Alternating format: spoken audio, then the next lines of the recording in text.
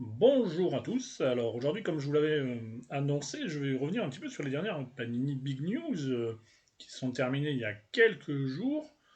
Alors, je vous ai préparé quelques petits supports visuels évidemment, mais je vais essayer. Bon, alors ça va être un récap sélectif, hein, disons. Je vous parle un peu des choses que personnellement je retiens.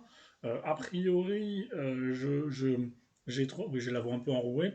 J'ai trois trucs que je retiens. C'est d'une part que les Epic Collections, eh ben, c'était sympa, mais voilà, hein.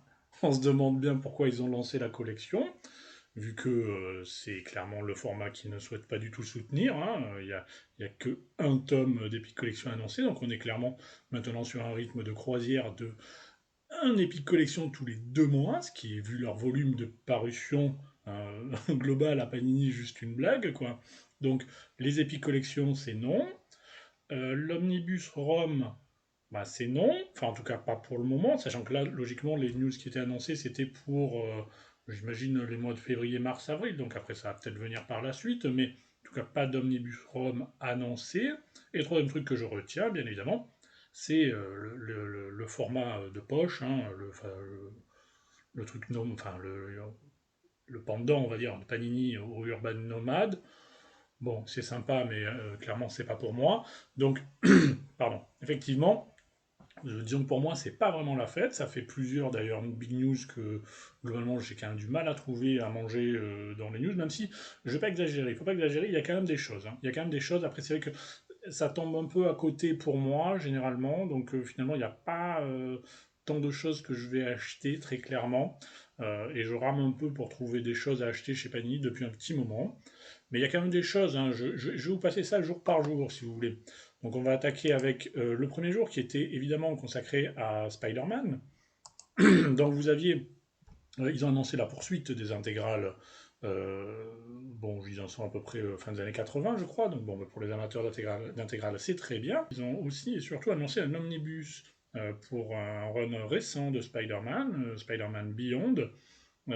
Alors ça a fait pas mal de buzz parce que négatif malheureusement parce que c'est un omnibus qui est dispo déjà aux États-Unis et il y a beaucoup de gens qui regrettaient le fait que donc, les épisodes précédents, si vous voulez, étaient dispo seulement, sont dispo seulement, si j'ai bien compris, hein, en 100%, et donc là, du coup, ça bascule en omnibus, donc forcément, en termes d'homogénéité, ce n'est pas l'idéal, et donc, si j'ai bien compris, donc, du coup, ces épisodes seraient dispo qu'en omnibus.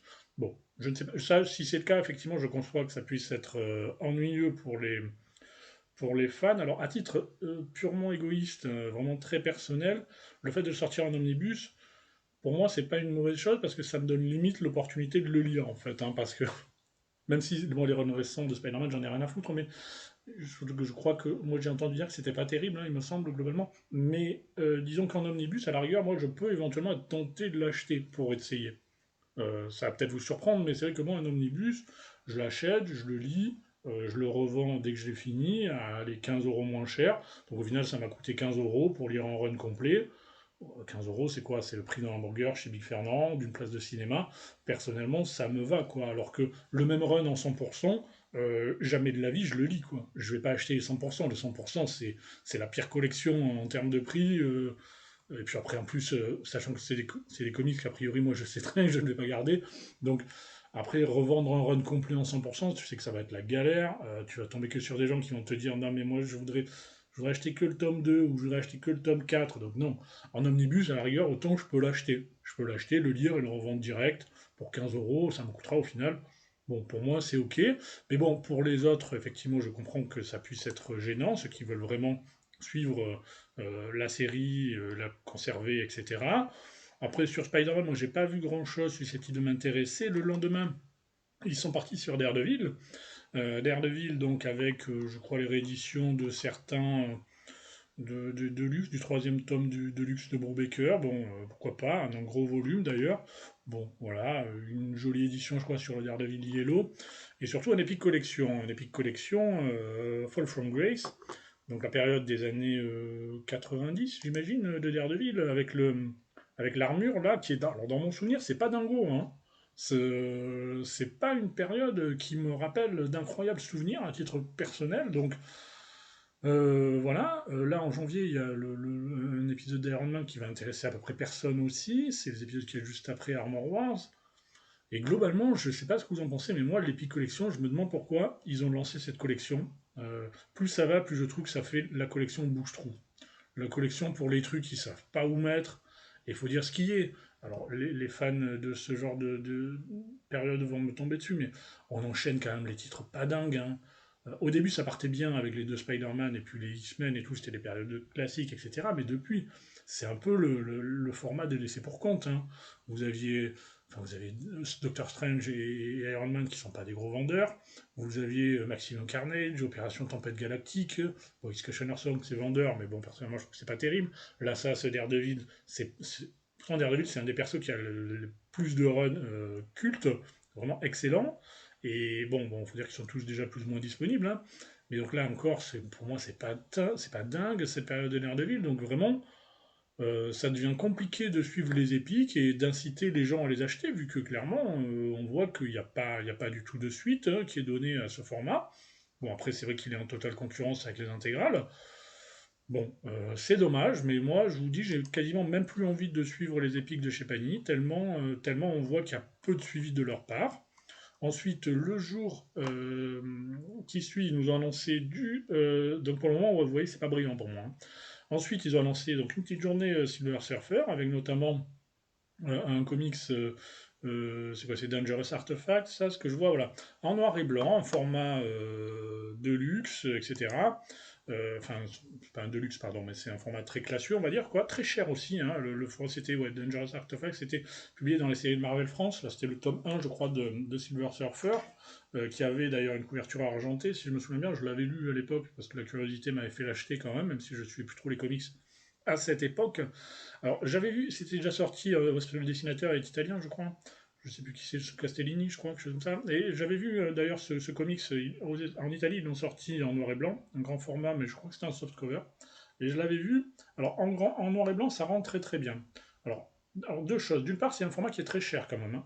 Si vous voulez, je crois que c'est 30 balles pour 88 euros. Donc, déjà, ça calme, hein. Là, qu'on vienne pas me dire, oh, tes omnibus, c'est trop cher, même les Urban Limited, limite, c'est moins cher que ça, hein, proportionnellement. Donc, 30 euros pour 88 pages.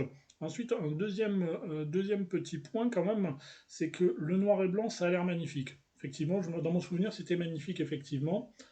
À noter toutefois que ce n'est pas magnifique sur toutes les pages. Sur certaines pages, notamment les trois premières, ça rend extrêmement bien sur les splash pages, etc. Donc la première, là, avec le Silver Surfer, les pages 2 et 3, la double page avec le vaisseau, c'est magnifique.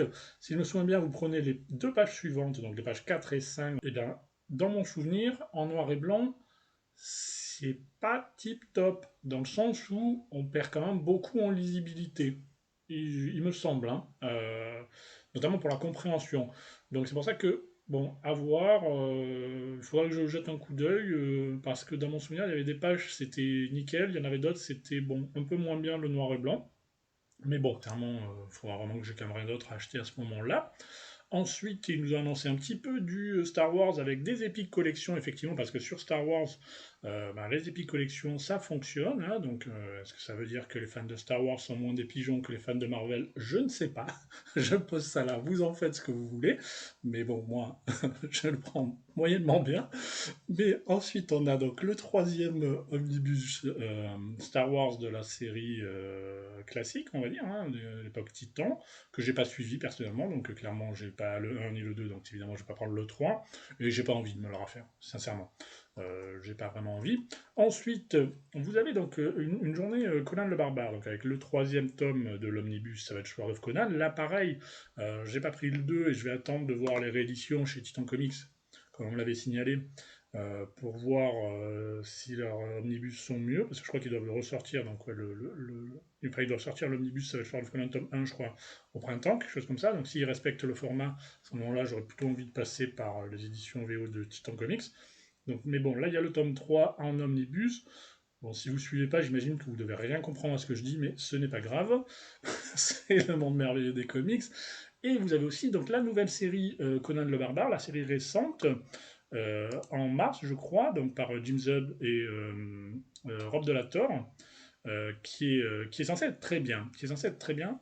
Et je crois que d'ailleurs, il y a Doug Braithwaite, je crois, actuellement, sur les trucs les plus récents de Conan le Barbare, donc il faudrait que je suive un petit peu ça.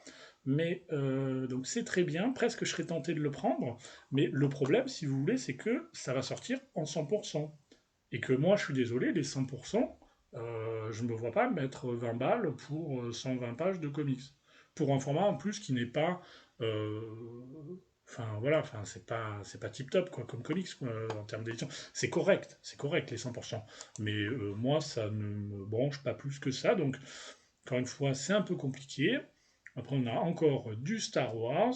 Notamment, alors là, j'ai retenu un omnibus Star Wars par Kieran Gillen et Salvador Larroca sur Dark Vador. Euh, bon, moi je lis pas trop de Star Wars, mais autant, j'ai tellement rien d'autre à lire chez Panini que si ça se trouve, je vais peut-être me le prendre, hein, parce que bah, je suis un peu obligé de racler, hein, mais ouais, donc si ça se trouve quand même, jusque-là, vous imaginez que les deux omnibus que je suis limite sur le point d'acheter, c'est un omnibus Spider-Man dont j'ai à peu près rien à foutre, et un omnibus Star Wars alors que je ne lis pas de Star Wars, donc respect. Ensuite, on a donc. Ah oui, donc Immortal Iron Fist. Bon, je vais vous montrer un petit peu quand même. Donc je l'avais quelque part là. Donc Immortal Iron Fist. J'avais fait une vidéo d'ailleurs sur le Complete Collection. C'est le Fraction Baker Aja. Bon bah moi je vous ai dit, hein, moi, pour moi c'est incroyable tout. Non, moi je vais le revendre, donc c'est l'omnibus, donc Immortal Iron Fist qui vont sortir. Bon, il est apprécié ce run, hein. Il y a beaucoup de gens qui aiment. Si on aime les trucs avec zéro luminosité, hein, comme ma vidéo d'ailleurs, a priori, parce que je vois, il y a toujours des problèmes de luminosité. Mais là c'est bien, moi on n'y voit rien, donc comme ça c'est raccord. Donc oui, donc Omnibus Immortal Iron Fist, moi je suis évidemment pas du tout le client, mais voilà, vous pouvez aller voir un peu je vous l'avais montré un peu en vidéo, je crois. On n'y voit vraiment rien. Je vous l'avais montré un petit peu en vidéo, il doit être toujours dispo sur la chaîne normalement. Qu'est-ce que c'est sombre, mon dieu, quoi. Et ouais, bon, ben moi, ça m'a pas fait rêver, hein, ce run, mais bon, les fans d'Iron Fist seront ravis avec cet omnibus. Donc, ça, c'était le Complete Collection. Euh, Ensuite, qu'est-ce qu'on a eu? On a du Wolverine, voilà. Ça, c'est important. On a du Wolverine avec des séries, un peu les trucs, enfin, moi, Wolverine, Predator, tout ça. Enfin, je sais pas si ça se trouve, c'est très bien, mais le principe même, si vous voulez, de ce genre de crossover, personnellement, ça me donne envie de me pendre. Euh, donc, vous avez l'intégrale Wolverine. Bon, moi, je les ai en omnibus, évidemment, en VO. Donc, ça, c'est quelque chose qui est intéressant pour les fans français qui l'attendaient depuis longtemps. Ça fait un moment qu'ils étaient. Bon, par contre, le mapping, c'est un peu hein, voilà. Mais bon, vous allez retrouver essentiellement deux récits complets, donc le Havok et Wolverine Meltdown, là, dont j'avais vu donc, dans l'Omnibus volume 2, qui est sympa, hein, qui est très sympa. Vous avez deux récits, donc celui-là et celui avec Nick Fury, là, le Scorpio Connection, j'imagine. Voilà. Alors, c'est le grand écart, hein, c'est le grand écart complet parce que celui-là, bon, les dessins, il est gentil, mais c'est un côté quand même très très vieillot. Les amateurs apprécieront celui-là et le Havok qui est quand même plus rare, hein, très clairement.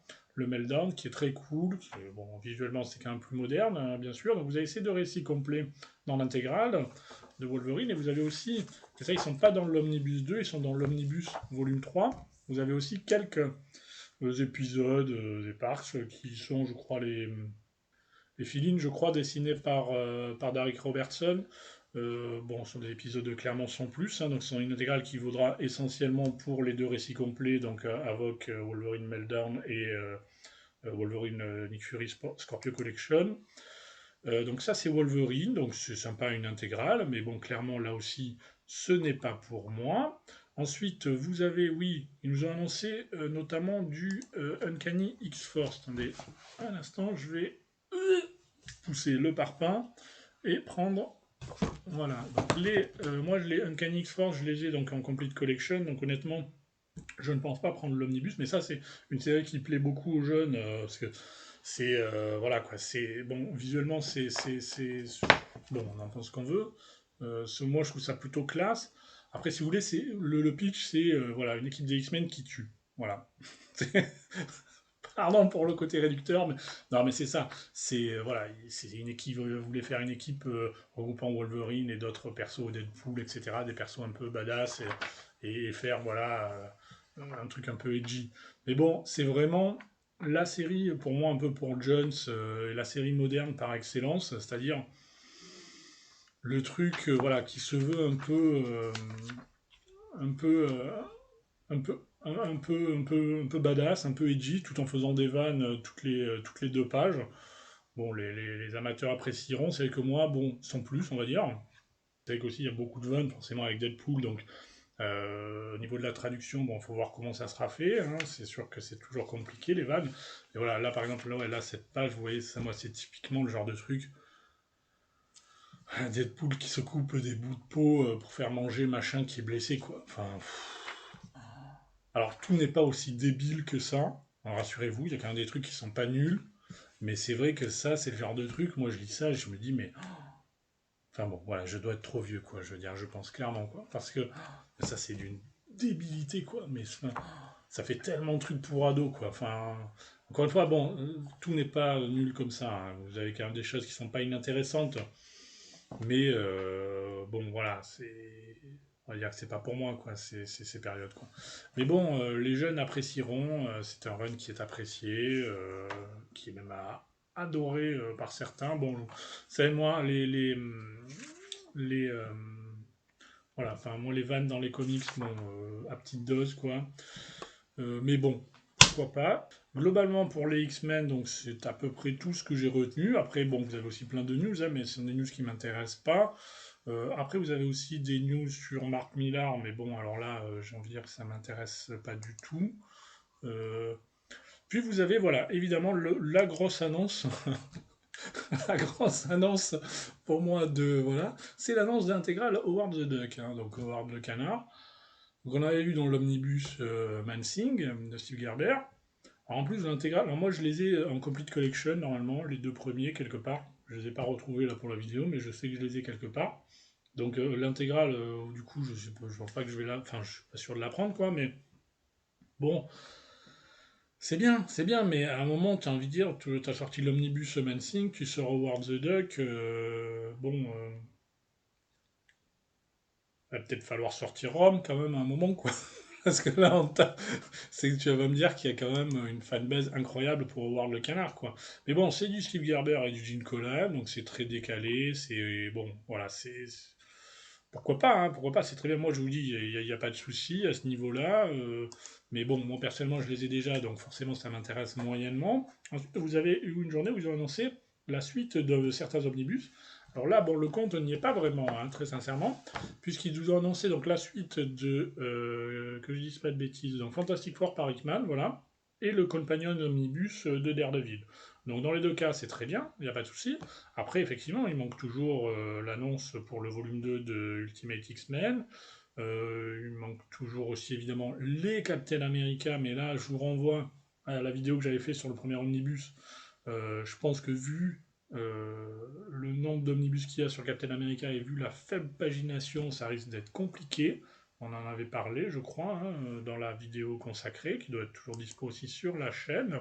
Voilà, donc ça c'était la dernière big news quasiment, puisque après on arrive donc à leur dernière, c'est-à-dire l'annonce du format de poche en quelque sorte, hein, c'est-à-dire le pendant évidemment au... mais que c'est sombre, c'est pas possible. Évidemment, le pendant au Urban Nomade. Bon, moi évidemment, alors c'est bien pour les jeunes, etc., les gens qui sont justement nomades, ce qui n'est pas trop mon cas, mais je suis plutôt, voilà. Mais c'est donc un format qui sera plus grand hein, que les nomades. Ça sera donc limite un peu comme les Nova en fait. Ça sera un petit peu plus grand. Ils vont attaquer avec du Ultimate Spider-Man, du, je crois, Avenger, X-Men, je sais plus quoi, du Ultimate, je crois. Bon, moi, c'est clair que c'est pas pour moi. Oui, d'accord. Qu'est-ce qu'il y a là? Ah, d'accord, c'est long, ok. Mais bon, pour les plus jeunes, pourquoi pas, mais c'est vrai que moi, ça ne m'envoie pas du rêve. En plus, bon, faut voir aussi que les nomades. Enfin, disons que chez Urban, enfin, ou du coup chez DC, je trouve qu'il y a quand même beaucoup plus chez DC de récits un peu autoconclusifs qui se suffisent plus ou moins à eux-mêmes. Chez Marvel, c'est quand même beaucoup, enfin, c'est beaucoup plus du soap opéra, hein, je sais pas comment, enfin, il y a des séries aussi chez DC, mais bon, on trouve aussi plus facilement des récits qui se suffisent à eux-mêmes. Du côté de Marvel, ça reste quand même assez compliqué de trouver des récits qui suffisent à eux-mêmes. Donc ça restera, je pense, bah, de force, du coup, de fait, si vous voulez, toujours des séries plus ou moins fleuves, hein, parce que c'est ça quand même l'ADN de Marvel. Mais Bon voilà, des nomades, des sortes de nomades pour les titres Panini, c'est bien pour les plus jeunes, c'est bien pour faire découvrir les comics. Après, je vais pas vous mentir, moi, en soi, faire découvrir les comics, je m'en fous un peu, quoi. Enfin, c'est un peu pas paradoxal vu que je fais des vidéos, mais disons que c'est, voilà, enfin, je prends pas de plaisir. Bon là, en plus, c'est V for Vendetta pour le lire en petit format. Bon, faut quand même vraiment avoir envie de se faire plaisir, quoi. mais, euh, non, bah c'est bien, hein, c'est bien. J'ai envie de dire, faut pas faire le cynique de dire ah ils copient, mais on s'en fout de copier. L'important c'est évidemment ils vont pas laisser tu peux pas laisser comme ça le chemin à ce point ouvert à ton concurrent direct quand même. Il faut forcément proposer quelque chose en concurrence quoi. Ça me paraît quand même relativement normal. Après je vous dis moi je testerai peut-être le X-Men Avenger, mais je sais que ça va clairement pas être pour moi quoi. Donc globalement c'est vrai que ces big news, bah, je vous dis, il y a des choses qui sont pas inintéressantes, mais c'est vrai que pour moi, ça commence à devenir compliqué. Je vais pas vous mentir, parce que c'est vrai que les formats, j'espérais beaucoup des Epic Collections, et clairement, j'ai l'impression qu'ils regrettent limite eux-mêmes d'avoir lancé ce format. En termes d'omnibus, il y a à boire et à manger, mais globalement, ça m'enthousiasme pas plus que ça non plus leur sortie d'omnibus. Donc voilà, les titres phares, c'est les formats phares, c'est quoi? C'est les 100%, les intégrales, qui sont deux formats que je trouve personnellement assez chers. Euh, donc bah voilà, bah, je vous dis, je pense que la prochaine vidéo, je vous parlerai je pense, de l'Urban Limited V for Vendetta. Et puis ensuite, on arrivera plus ou moins à la période de Noël, donc je sais pas, j'imagine que je vous ferai l'Epic Collection Loki en VO. Voilà, c'est tout pour moi. Allez, à plus.